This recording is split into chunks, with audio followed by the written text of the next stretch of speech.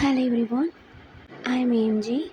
ஆர்கனோஜெனசிஸ்க்கு notes எடுக்கும்போது அதோட diagram பார்க்குறதுக்காக நிறைய கூகுளில் பிக்சர்ஸ் பார்த்தேன்.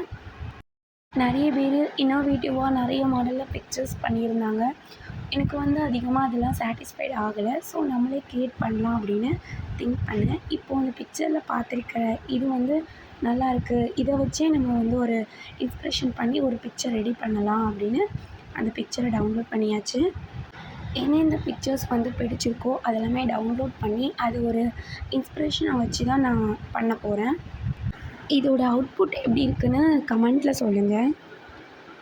இது நான் டேப்பில் எடிட் பண்ண போகிறேன். நெக்ஸ்ட்டு ஆர்கனோஜெனசிஸ் நோட்ஸ் வச்சு கொஞ்சம் ஐடியா க்ரியேட் பண்ணிக்கிட்டேன். டைரக்ட் அண்ட் இன்டைரக்ட் ரெண்டையுமே சேர்த்து இருக்கிற மாதிரி இருந்தால் நல்லாயிருக்கும் அப்படின்னு ட்ரை பண்ணேன். ஃபஸ்ட் டைரக்ட் ஆர்கனோஜெனசிஸில் maximum explant organ and whole plant இதான் டார்கெட். இன்டைரக்டில் அப்படின்னா கேலஸ் எக்ஸ்ட்ரா ஃபார்ம் ஆகிருக்கும். ஸோ இதை வச்சு தான் டிஃப்ரெண்ட் பண்ணி நம்ம இதை க்ரியேட் பண்ணியிருக்கோம். ஓகே, ஸ்டார்ட் பண்ணலாம்.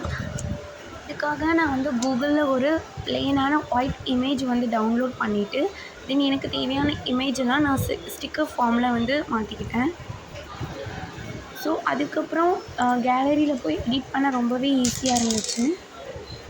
ஸோ நான் எக்ஸ்பிளைனுக்காக ஒரு லீஃப் அண்ட் கேலஸ் ஃபார்மேஷனுக்கு ஒரு இமேஜ் எடுத்துக்கிட்டேன். இதில் நான் நிறைய ஸ்கிப் பண்ணியிருக்கேன். பிகாஸ் வீடியோ ரொம்ப லென்த் ஆயிரும் அப்படிங்கிறதுக்காக நான் ஸ்கிப் பண்ணியிருக்கேன். ஃபஸ்ட்டு டெஸ்ட் டியூப் ஐடியா இருந்து அப்புறம் அது வேணாம் அப்படின்னு சொல்லிட்டு நான் அதை கேன்சல் பண்ணிட்டேன். அதுக்கு பதிலாக தான் இந்த பெட்ரி பிளேட்டில் க்ரோத் ஆன மாதிரி வச்சுருக்கேன்.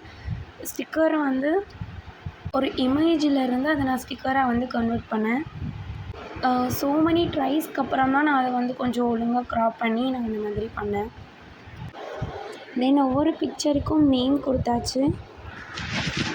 தென் நம்ம சேனலோட லோகோவையும் நான் ரொம்ப ஷார்ட் பண்ணி ஒரு ஸ்டிக்கரை ஆட் பண்ணிக்கிட்டேன்.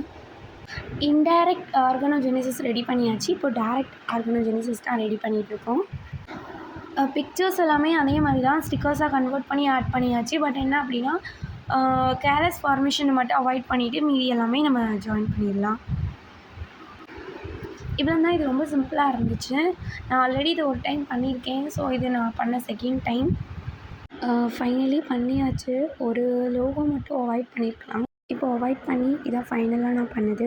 நெக்ஸ்ட் வீடியோவில் பார்க்கலாம்.